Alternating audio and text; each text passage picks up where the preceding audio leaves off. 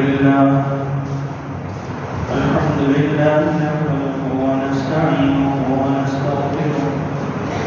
ونستغفره ونؤمن به ونتوكل عليه ونعوذ بالله من شرور أنفسنا ومن سيئات أعمالنا من يهده الله فلا مضل له ومن يضلل فلا هادي له ونشهد أن لا إله إلا الله وحده لا شريك له ونشهد أن سيدنا ومولانا محمدا عبده ورسوله أرسله بالحق بشيرا ونذيرا وداعيا إلى الله بإذنه وسراجا منيرا أما بعد فأعوذ بالله من الشيطان الرجيم بسم الله الرحمن الرحيم يا أيها الذين آمنوا اتقوا الله حق تقاته ولا تموتن إلا وأنتم مسلمون قال رسول الله صلى الله تعالى عليه وسلم أطعموا الطعام أفشوا السلام وصلوا الأرحام وصلوا بالليل والناس نيام أو كما قال عليه الصلاة والسلام اللهم صل على سيدنا محمد وعلى آل سيدنا محمد وبارك وسلم اللهم صل على سيدنا محمد وعلى آل سيدنا محمد وبارك وسلم اللهم صل على سيدنا محمد وعلى آل سيدنا محمد وبارك وسلم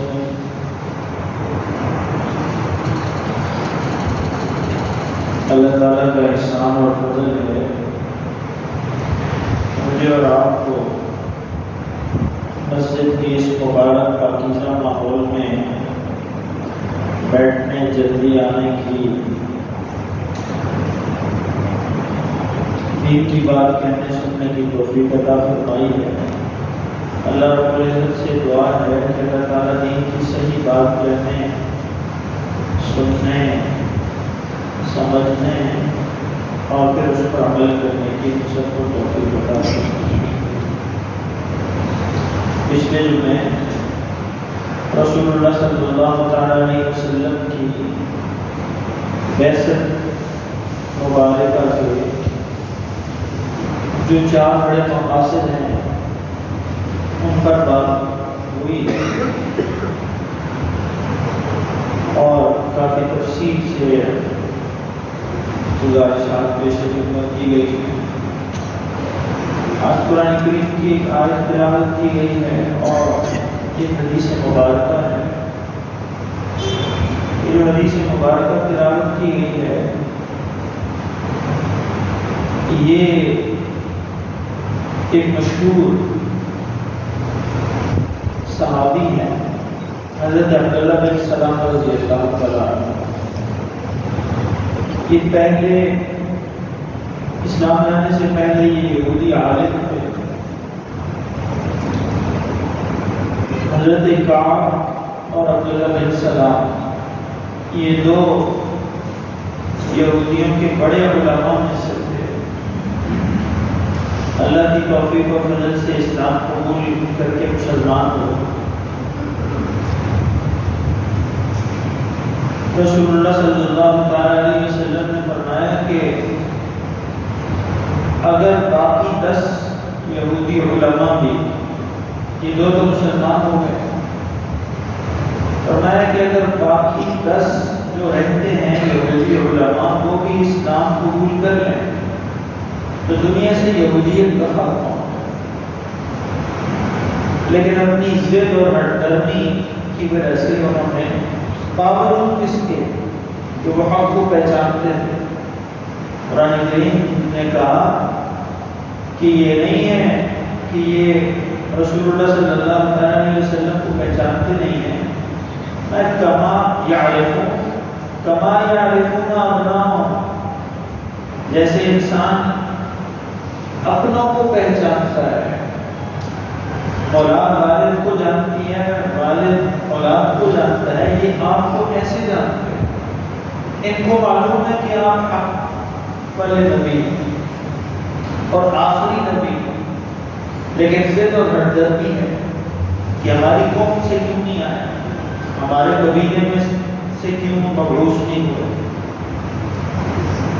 تو عبداللہ بن سلام رضی اللہ تعالیٰ عنہ یہودیوں کے بڑے جو علماء ہیں،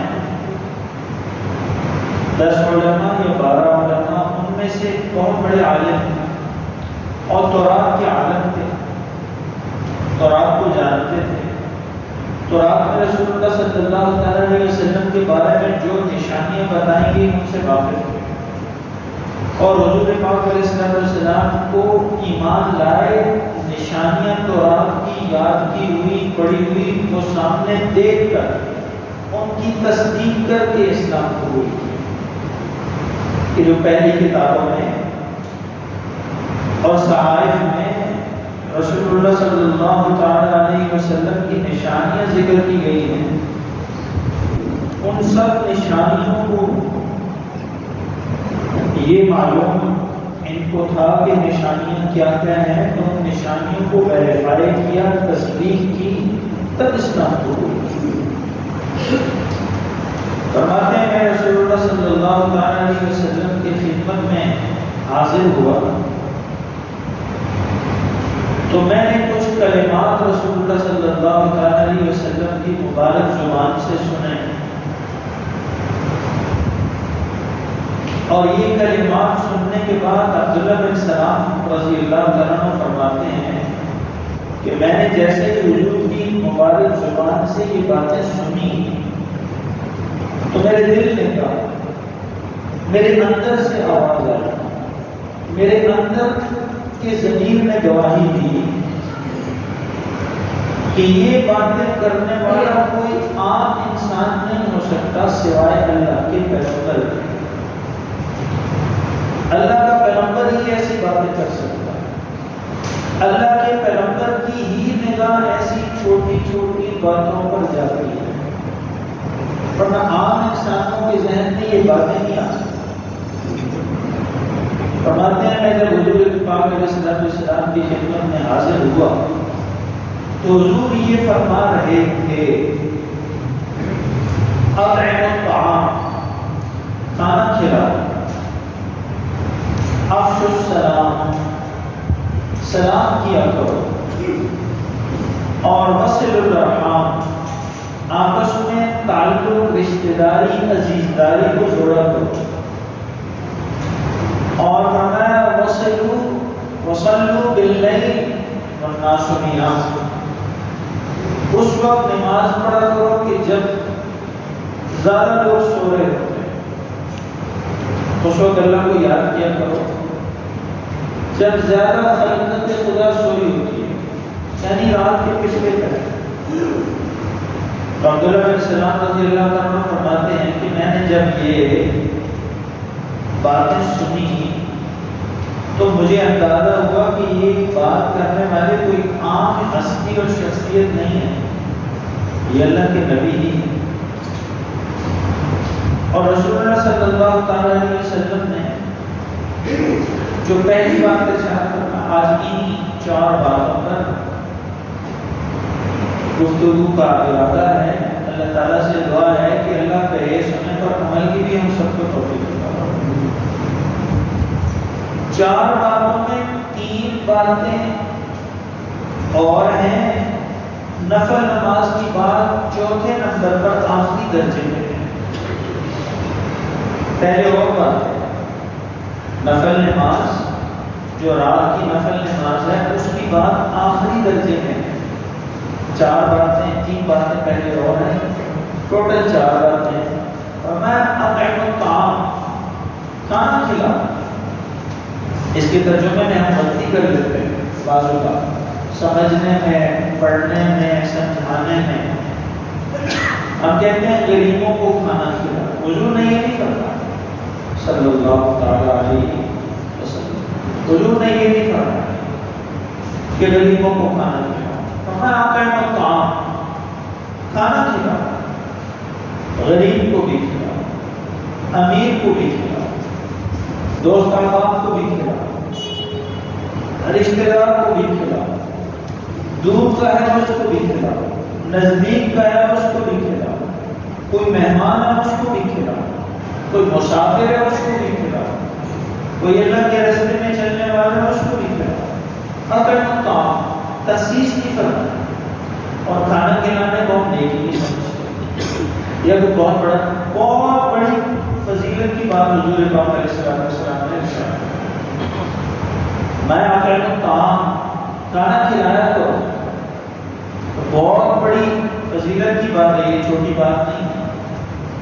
اور ہمارا رویہ تو یہ ہوتا ہے کہ ہم بعض اوقات مہمان آ جائے تو اس سے پریشان ہو جاتے ہیں، مہمان کی آمد سے پریشان ہو جاتے ہیں، اور ہمارے بڑے فرماتے ہیں کہ پریشان اس لیے ہوتے ہیں کہ ہم نے کھانا کھلانے کو بہت تکلفات سے بھر دیا ہے، اگر اس میں تکلفات نہ ہوں تو یہ بہت آسان عبادت ہے، مہمان آ جاتا ہے تو ہم پریشان ہو جاتے ہیں، اب اس کے لیے اتنے کھانوں کی ڈشوں کا اور کیا کچھ کا انتظام کون کرے گا، اور اتنے پیسے کون لائے گا، اور اتنا وقت اس کو کون دے گا۔ حالانکہ رسول اللہ صلی اللہ تعالیٰ علیہ وسلم نے فرمایا من کان یؤمن باللہ والیوم الآخر فلیکرم ضیفہ، کہ جو اللہ اور اس کے رسول اور آخرت کے دن اللہ کی عدالت میں کھڑا ہونے پر دل سے ایمان رکھتا ہو، اس کو چاہیے کہ وہ اپنے مہمان کا اکرام کرے، اور اکرام میں لکھا ہے کہ سب سے پہلا اکرام یہ ہے کہ اس کو خندہ پیشانی سے کرے، کھانا تو بعد میں کھلائے گا، پانی تو بعد میں پلائے گا، سب سے پہلی چیز یہ ہے کہ اس کو خندہ پیشانی سے ملے، بوجھ سمجھ کے نہ ملے، ماتھے پہ تیل بھی چڑھا کے نہ ملے، اور ایسے انداز سے اس کو نہ ملے کہ وہ یہ سمجھے کہ میرا آنا اس کے لیے مصیبت ہے، میں خندہ پیشانی سے ملے۔ سب سے پہلے اکرام یہ ہے کہ اس کو ملنا، خندہ پیشانی سے ملنا، اخلاق کے ساتھ ملنا، خندہ پیشانی سے ملنا، اچھے طریقے سے ملنا، محبت سے ملنا۔ اور حضرت مولانا شیخ سعید احمد خان صاحب رحمۃ اللہ علیہ مدینہ منورہ والے، وہ فرماتے تھے کہ ایک مہمان کا دوسرا اکرام یہ ہے کہ اس کو بیٹھنے کے لیے اچھی جگہ پیش کرے، جو بھی میسر ہے، جو میسر جگہ ہے اس میں اچھی جگہ بیٹھا ہے اس کو، یہ نہیں ہے کہ اس کے لیے کوئی تکلف کرے اور کوئی بہت بڑے انتظامات میں لگ جائے۔ مہمان ملا تو اس کو خندہ پیشانی سے اس کا استقبال کیا، اور پھر جو میسر جگہ ہے بیٹھنے کا اگر موقع ہے تو اس کو اچھی جگہ پر بٹھائے، اس کا اکرام کرے، اس کو تکیہ پیش کرے، اس کو نرم جگہ پر بٹھائے، اس کو اچھی جگہ بٹھائے، جہاں اس کو راحت ہو، سردی گرمی سے بچنے کا انتظام ہو، وہاں بٹھائے۔ اور فرمایا کہ اکرام میں یہ داخل ہے مہمان کے اکرام کہ اگر اور کچھ نہیں ہے تو اس کو پانی پلا دے یا کھجور کھلا دے، آدھی کھجور کھلا دے، پوری کھلا دے، لیکن کچھ نہ کچھ اس کو اکرام ہو۔ ہمارے یہاں تو یہ ہے کہ ہمیں مہمان تب برا لگتا ہے، اللہ معاف کرے، کہ ہم نے مہمان کی مہمانداری کے ساتھ اور بہت ساری چیزیں جوڑ دی، اگر وہ چیزیں ہٹ جائیں اور سادہ طریقے سے، جیسے اللہ کے رسول علیہ السلام نے بتایا، صحابہ نے کر کے دکھایا، اس طریقے سے اگر ہمارا نظام چلے تو پھر مہمان بوجھ محسوس نہیں ہوگا. جو میسر ہے اس کو کھلا دے، جو میسر ہے اس کو کھلا دے، جو چیز ہاتھ میں آ سکتی ہے، آسانی سے مل سکتی ہے، اس کی خدمت میں پیش کرے. اور عربی کہاوت ہے کہ مہمان کو لوگ بوجھ سمجھتے ہیں، لیکن مہمان اتنی اللہ کی رحمت ہوتی ہے کہ وہ آتا ہے تو ساتھ ان کے گھر سے، جہاں مہمان آیا میزبان کے گھر سے کئی خطائیں، کئی گناہ، کئی لغزشیں وہ بھی معاف کروا کے لے جاتا. اس کی بہانے کی برکت سے وہ بھی معاف ہو جاتی ہے. کئی گناہ معاف ہو جاتے ہیں، کئی خطائیں معاف ہو جاتی ہیں، درگزر فرما دیتے ہیں اللہ تعالیٰ. کئی لغزشوں کی معافی ہو جاتی ہے. اور اسی طرح کھانا کھلانے میں حد سے زیادہ تکلف یہ بھی پسندیدہ نہیں. اپنی اوقات سے بعض اوقات بڑھ جانا یا حد سے زیادہ تکلف اختیار کرنا یا اس نیت سے تکلف کر لینا کہ یہ نہ سمجھے کہ اس کے پاس ہے کچھ نہیں، اور بہت زیادہ تکلف، ایک مصنوعی خول اپنے اوپر لگا کے اس کی نظروں میں، تو یہ بھی پسندیدہ ہے.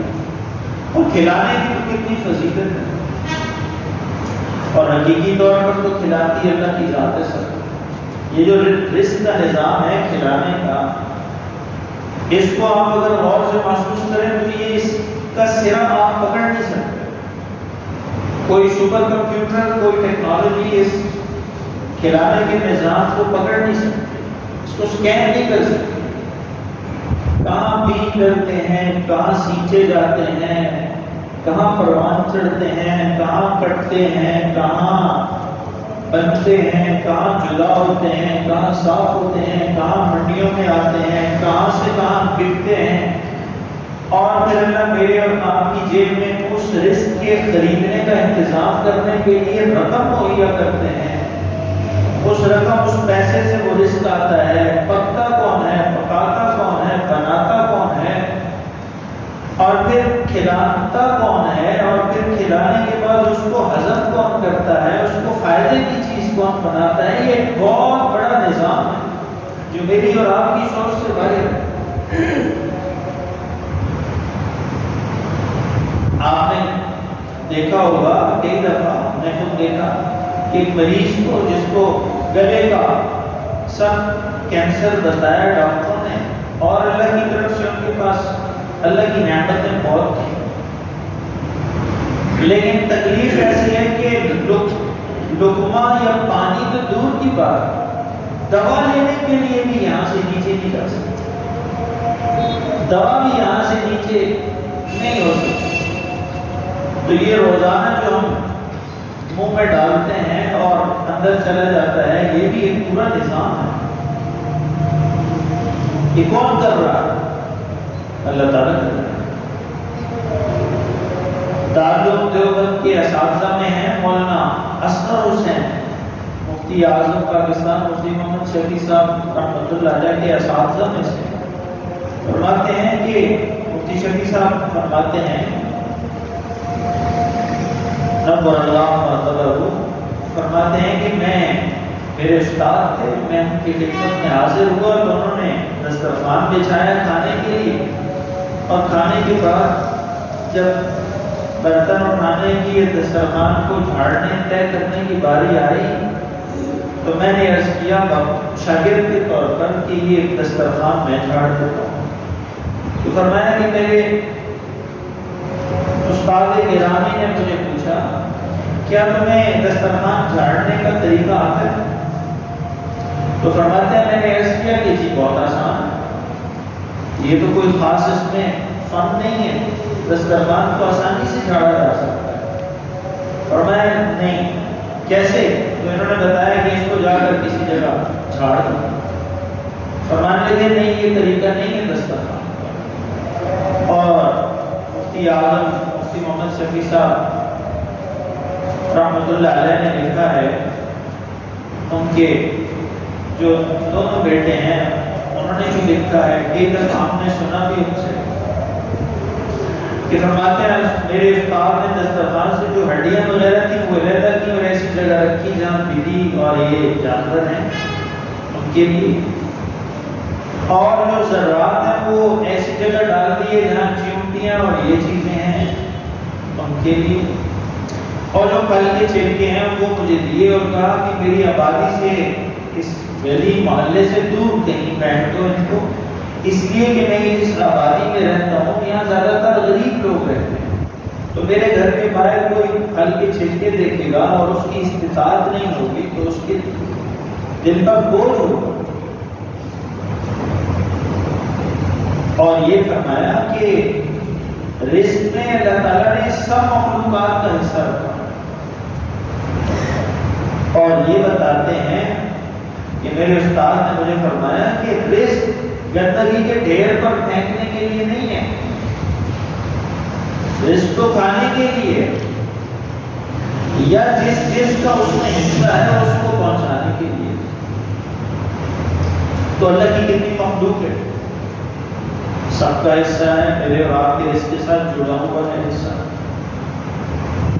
اب جو یہ فرمایا ہم طعام کھانا کھلاؤ، تو اس کا یہ مطلب نہیں ہے، یہ ترجمہ ہم خود سے کر دیتے ہیں غریبوں کو کھانا کھلاؤ، طعام اپنے بیٹوں کو، اپنی بچیوں کو، اپنے گھر میں اپنے بہن بھائیوں کو، اپنے گھر والوں کو کھانا کھلاؤ، اپنے بہن بھائیوں کو کھلاؤ، اپنے ماں باپ کو کھلاؤ، دوست احباب کو کھلاؤ، اس میں غریب امیر کی تفریق نہیں ہے، کھانا کھلاؤ، مہمان کو کھانا کھلاؤ۔ اور رزق کی قدردانی اسی حکم میں چھپی ہے۔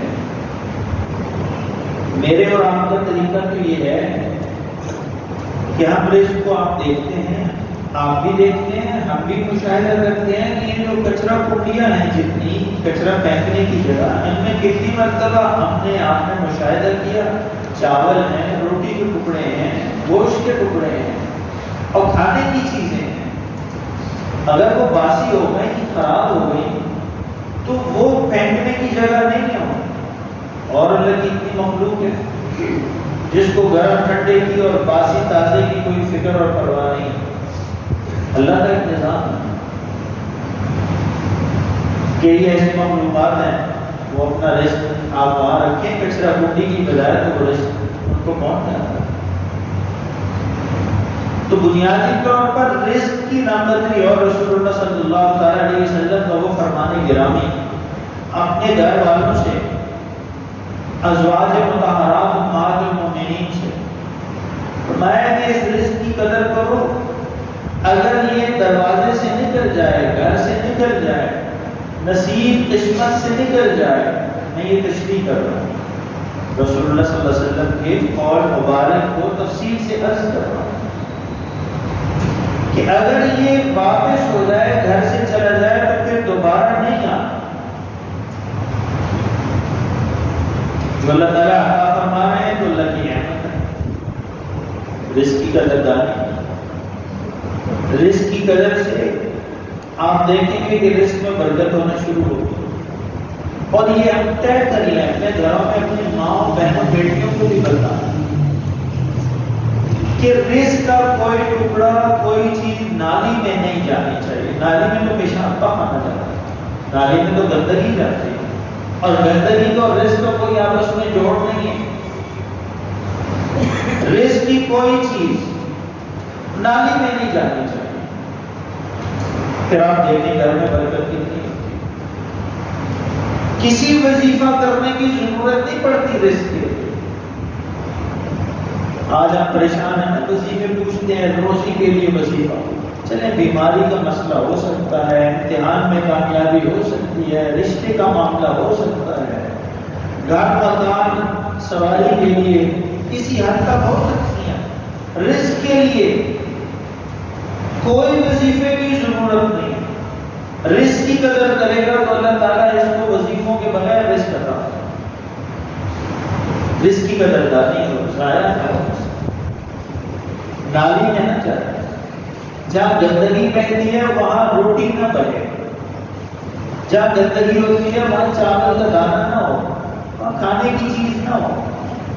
پھر دیکھیں اللہ تعالیٰ کیسے آپ آگے چلیں گے روزی چھوڑے گی نہیں، پیچھے بھاگے گی روزی نہ دیکھے اللہ تعالیٰ نظام ہے اس کا، قدردانی پر بڑھا دیتا ہے اور ناشکری پر سزا بھی دیتا ہے، واپس بھی کر لیتا ہے۔ مجھے اور آپ کو اللہ تعالیٰ عمل کی توفیق عطا فرمائے، رزق کی قدردانی کی توفیق عطا فرمائے۔ ہوٹلوں میں آپ دیکھیں کتنا کھانا ضائع ہے۔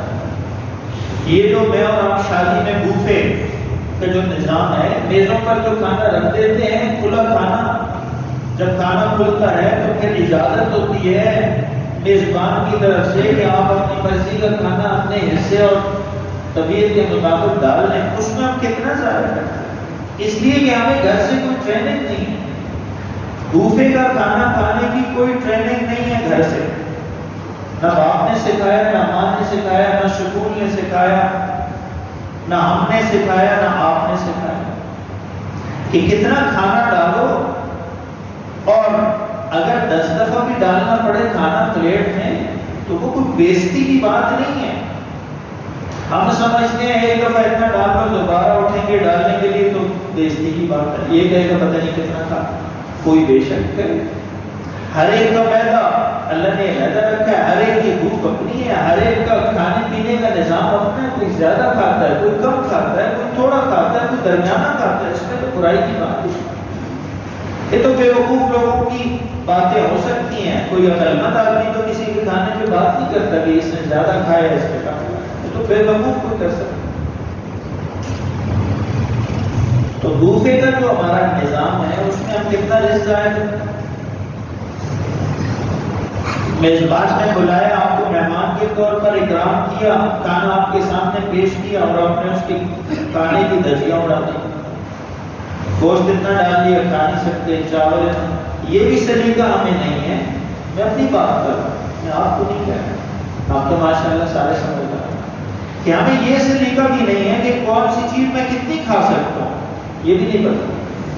پلیٹ میری ہے لیکن مجھے پتہ نہیں ہے کہ میں نے اس میں کیا ڈالنا اور کتنا ڈالنا، تو یہ تو تھوڑا صبر کر لیں، حوصلے سے دیکھ لیں ہم کہ ہم نے کتنا کھانا ہے اور کیا چیز کھانی ہے، اور کیا چیز مجھے موافق ہے، اور کیا چیز اگر میرے ذائقے میں نہ آئی تو میں اور نہیں کھا سکوں گا، میں اتنی ڈال لوں، اس میں تھوڑی چیک کر لوں، ڈال لوں، اگر پسند آئے تو اور ڈال لوں، نہ پسند آئے تو چھوڑ۔ یہ سارے آداب زندگی ہیں، اور میرا اور آپ کا دین سکھاتا ہے، رسول اللہ صلی اللہ تعالیٰ علیہ وسلم نے یہ باتیں سکھانی ہیں۔ صحابی فرماتے ہیں میں نے طباخ کے اور پلیٹ کے درمیان میں ہاتھ مارا، ایسے بیچ میں، تو اللہ کے رسول علیہ السلام نے مجھے فرمایا یا غلام، اور پیارے بچے اور معصوم بچے، چھوٹے بچے، اپنے منہ کے آگے سے کھایا کرو، پوری پلیٹ میں ہاتھ نہیں مارا کرو، جہاں تیرا اپنے منہ کے آگے جو جگہ ہے وہاں سے کھاؤ، ساری پلیٹ میں ہاتھ نہیں مارو، اپنے حصے کا کھاؤ، اپنے سامنے سے کھاؤ۔ بتائیں یہ بات کوئی سکھائی جاتی ہے؟ دوسری بات رسول اللہ صلی اللہ علیہ وسلم نے فرمایا افشوا السلام، سلام کیا کرو۔ عبداللہ بن سلام رضی اللہ تعالیٰ عنہ پر راوی ہے اس حدیث کے، ان سے یہ روایت ہے اس حدیث کی، فرماتے ہیں افشوا السلام۔ حضور فرما رہے تھے یہ باتیں کہ میں مجلس میں گیا اور یہ باتیں جب میں نے سنی تو میرے دل نے گواہی دی کہ یہ بات کرنے والی ہستی کوئی عام ہستی نہیں ہو سکتی سوائے پیغمبر کی، یہ شخصیت پیغمبر ہی ہو سکتی ہے۔ اور میں چونکہ تورات کا عالم ہوں اور میں نے تورات میں آخری پیغمبر کی نشانیاں پڑھ رکھی اور سامنے بیٹھی ہستی اور شخصیت ان نشانیوں پر پوری اترتی ہے، فرماتے ہیں اسی لیے میں حضور کے ہاتھ پر ایمان لے آیا۔ اور دوسری بات رسول اللہ صلی اللہ علیہ وسلم نے فرماتے ہیں کہ حضور نے مجلس میں فرمائی افشوا السلام، سلام کیا کرو۔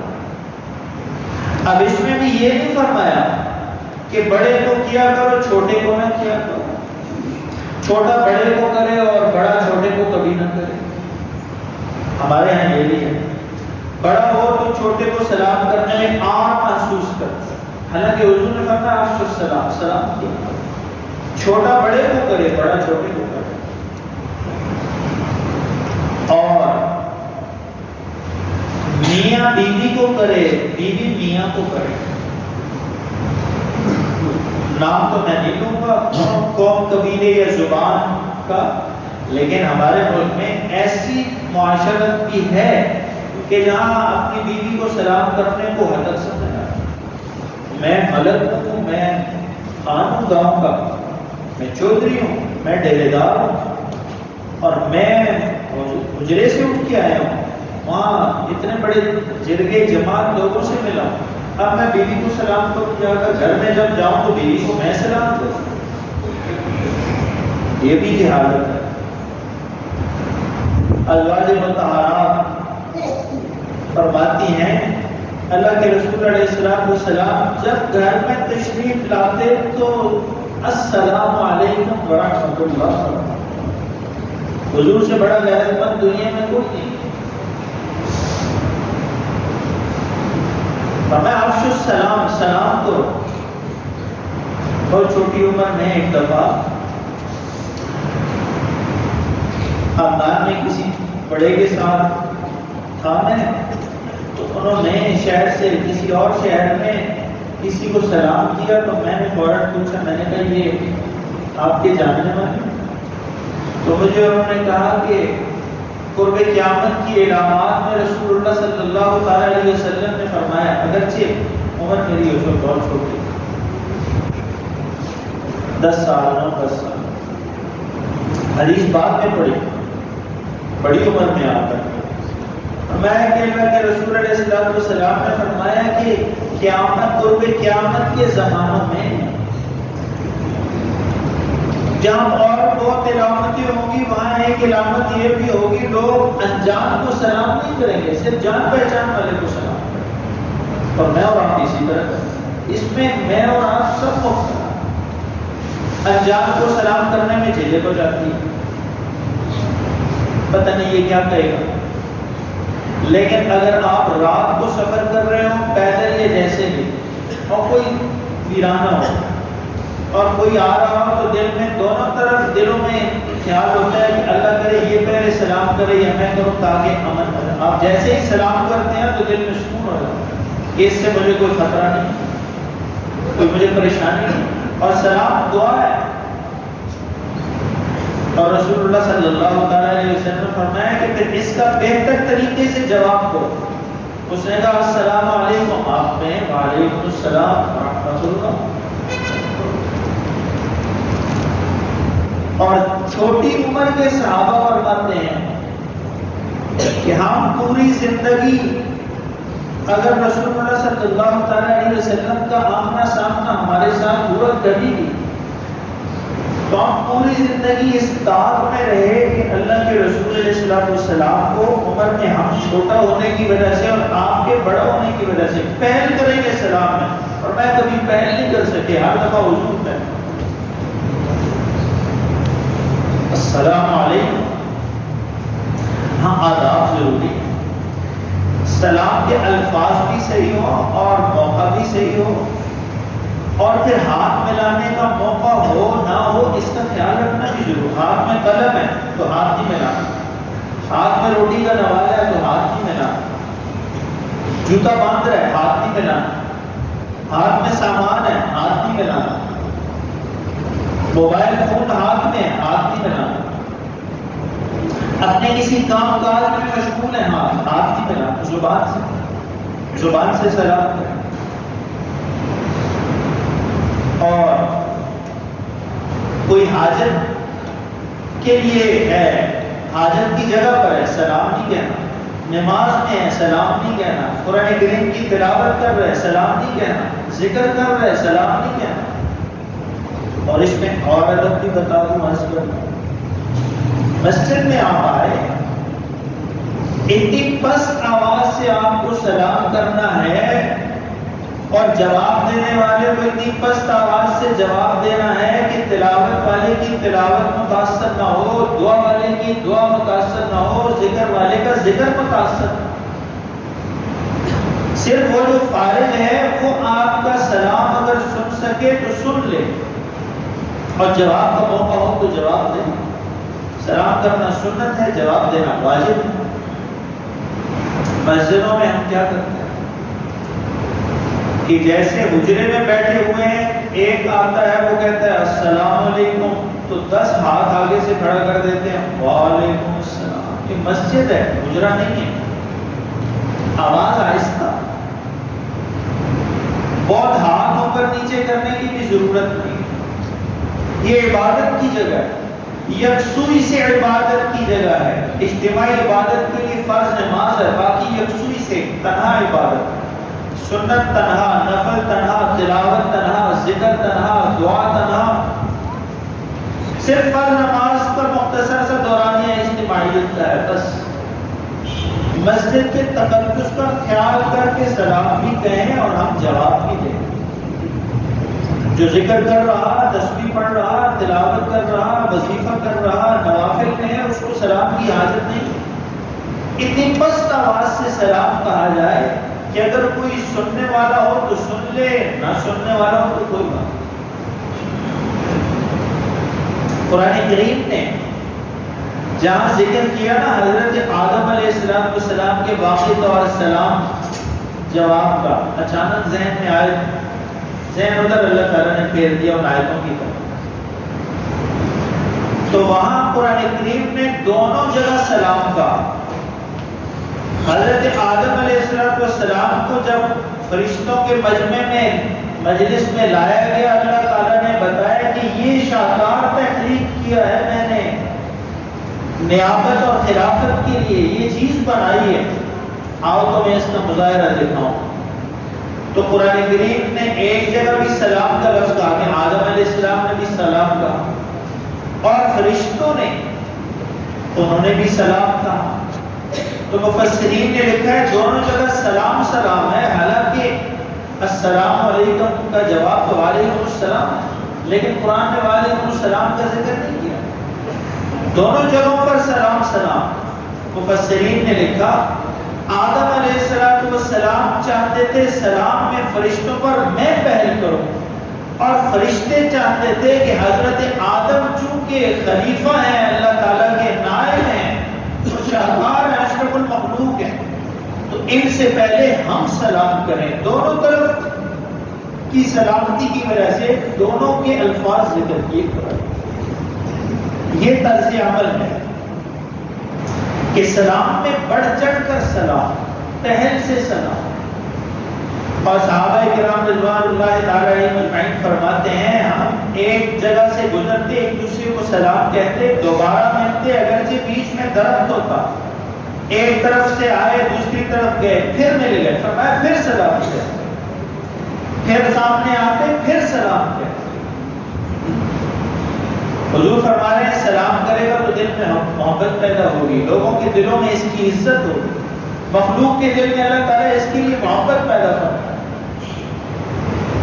عبداللہ بن سلام رضی اللہ تعالیٰ عنہ فرماتے ہیں کہ میں رسول اللہ صلی اللہ تعالیٰ علیہ وسلم کی مجلس میں گیا، میں یہ دیکھنا چاہ رہا تھا کہ میں تورات کا بڑا عالم ہوں اور مجھے تورات میں آخری پیغمبر کی نشانیاں یاد ہیں، تو یہ جن صاحب نے نبوت کا دعویٰ کیا ہے آخری نبی ہونے کا، آیا ان میں وہ نشانیاں پوری ہیں یا نہیں ہیں؟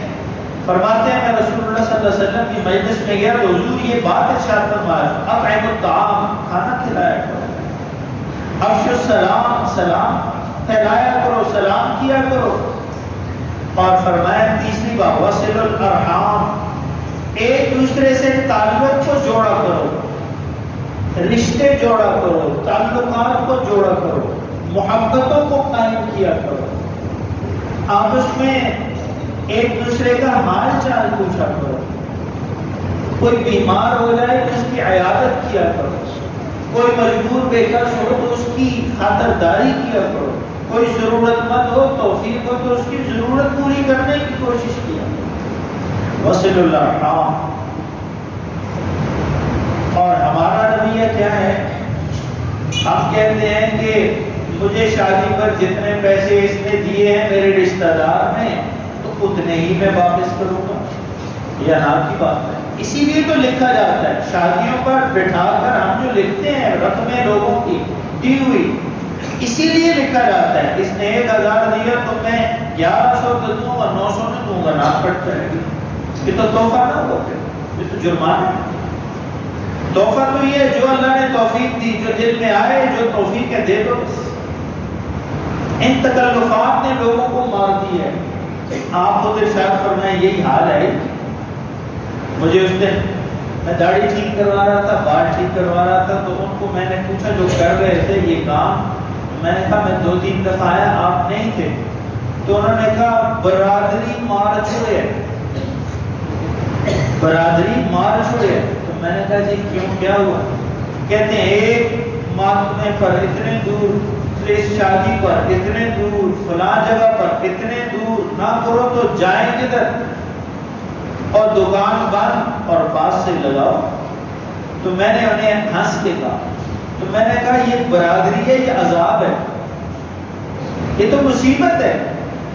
برادری تو خوشی کے لیے، محبت کے لیے، تعاون کے لیے۔ یہ کون سی برادری ہے جس نے زندگی گردن یہاں سے پکڑی ہو جیتے جی، نہ جینے دے نہ مرنے دے، سب مارے ہوئے ہیں برادریوں کے، رشتہ داریوں برادریوں کی ماری ہوئی قوم ہے ہم۔ 27 کروڑ لوگ محسوس نہ کریں ہم بھی برادری والے ہیں، ہماری بھی برادری۔ البتہ اتنا فرق ہے ہمیں مسئلوں کا پتہ ہوتا ہے اور برادری والوں کو بھی مسئلوں کا پتہ ہے، تو نہ وہ پرواہ نہیں کرتے ہیں نہ ہم پرواہ کرتے ہیں، ہمیں پتہ ہے بس ٹھیک ہے، کیا ہے 1000 روپے اس نے دیا میں نے 500 دیا تو کون سی قیامت آ گئی، جانے دو بھائی، زندگی آزاد ہو کے گزارو، لوگوں کو غلام بن کے زندگی نہ گزارو۔ اپنی سانسوں کو قید خود مت کرو، نہ کسی کو اختیار دو کہ وہ تمہیں گردن سے پکڑ کر جینے کا موقع دے۔ اللہ نے آزاد پیدا کیا، آزادی سے خوشی سے رہو۔ فرمایا وصل الارحام، رشتہ داری جوڑو، تعلق داری جوڑو۔ اور ہم کیا کہتے ہیں کہ یہ کرے گا تو میں کروں گا، تو میں اگر کوئی جواب دوں گا اس معاملے میں تو آپ کہیں گے یہ آپ کی بات ہے، کیوں نہ رسول اللہ صلی اللہ علیہ وسلم کی بات عرض کر دوں۔ حضور پاک علیہ السلام نے فرمایا لیس الواصل بالمکافی، جو برابری کرے یہ صلہ رحمی کرنے والا نہیں ہے۔ لیس الواصل بالمکافی، جو برابر سرابر چلے یہ صلہ رحمی کرنے والا نہیں ہے۔ صلہ رحمی کرنے والا تو وہ ہے کہ جو دوسرا توڑ رہا ہے یہ جوڑ رہا ہے، یہ جوڑنے والا صلہ رحمی کرنے والا، وہ روک رہا ہے یہ دے رہا ہے، یہ دینے والا صلہ رحمی کرنے والا، وہ برا سلوک کر رہا ہے یہ اچھا سلوک کر رہا ہے، یہ صلہ رحمی کرنے والا۔ لیس الواصل بالمکافی، برابر سرابر، تم خفا میں بھی خفا، تم خوش تو میں بھی، وہ یہ برابری ہے، یہ صلہ رحمی نہیں ہے، یہ تو برابر سرابر۔ مجھے اور آپ کو اللہ تعالیٰ اس بات میں بھی اپنی طرز عمل کو بدلنے کی توفیق عطا فرمائے، اور جو رسول اللہ صلی اللہ علیہ وسلم کے مبارک اور پیارے فرامین ہیں ان کے مطابق زندگی گزارنے کی توفیق عطا فرمائے، اور جن زنجیروں میں اور قیدوں میں اور جن جگر بندیوں میں میں اور آپ پھنس گئے ہیں اللہ تعالیٰ ان سے رہائی عطا فرمائے، اور ہمیں ایک دوسرے کے ساتھ دین اور شریعت کے مطابق معاملہ کرنے کی توفیق عطا فرمائے۔ اور فرمایا آخری بات، وقت بھی پورا ہو رہا ہے، رسول اللہ صلی اللہ علیہ وسلم 3 بڑی باتیں ارشاد فرمائی حضور نے۔ عبداللہ بن سلام کہتے ہیں میرے دل نے کہا یہ باتیں کرنے والا شخص کوئی عام انسان نہیں ہو سکتا، یہ آخری پیغمبر ہی ہو سکتا، یہ باتیں عام آدمی نہیں کر سکتا، عام لوگوں کی نگاہیں ان باتوں پر نہیں جاتی۔ اطعموا الطعام افشوا السلام، اور فرمایا وصل الارحام، کھانا کھلاؤ، سلام لوگوں کو کیا کرو، ایک دوسرے کے ساتھ تعلق داری جوڑا کرو، توڑا نہ کرو۔ اور آخری بات، چوتھی بات، نفل نماز کی آخر میں فرمایا۔ ہمارا زور تو ہم تو دین سمجھتے ہیں صرف 5 نمازوں کو، بس اس کے علاوہ ہمارا دین ہے۔ حج کر لیا ریٹائرمنٹ پر، پیسے اللہ نے دیے، عمرہ کر لیا، توفیق ہوئی کبھی تو زکوٰۃ دے دی، اس کے علاوہ دین نہیں سمجھ، یہ سب دین ہے، یہ سارا دین ہی دین ہے، رسول اللہ صلی اللہ علیہ وسلم کا سکھایا ہوا۔ لیکن جن چیزوں کو ہم نے دین سمجھ رکھا ہے اس کا چوتھا نمبر ہے، فرمایا وَصَلُّوا بِاللَّيْلِ وَالنَّاسُ نِيَامٌ، فرمایا اگر تمہیں توفیق ہو، اللہ توفیق دے رات کو جلدی سونے کی، تو صبح جلدی اٹھ کر کچھ لمحے مالک کی بارگاہ میں کھڑے ہو کر نماز ادا کر لیا کرو جب لوگ سو رہے ہوں. تم پڑھو گے تو اس سے تمہارے اوپر اللہ کی رحمت ہے، برکتیں ہوگی، صحت ہوگی، عزت ہوگی، رزق میں اضافہ ہوگا اور زندگی سہولت کے ساتھ گزرے گی. اگر وصلوا باللیل والناس نیام ہوگا، اللہ تعالیٰ مجھے اور آپ کو، کہنے والے کو بھی سننے والوں کو بھی، رات کے کسی نہ کسی پہر میں اپنی بارگاہ میں کھڑا ہونے کی توفیق عطا فرمائے. اور علماء نے لکھا ہے کہ جو تہجد سے خالی ہے وہ بزرگی کا دعویٰ نہیں کر سکتا. جو تہجد جس کی زندگی میں نہیں ہے وہ کہے کہ میں بڑا پہنچا ہوں، تو یہ پہنچا ہوا نہیں ہے، یہ دریا ہے، یہ کچھ بھی نہیں ہے. تہجد انسان کو چڑھاتی ہے، رات کا قیام چڑھاتا ہے، رات کا قیام اوپر لے کے جاتا ہے.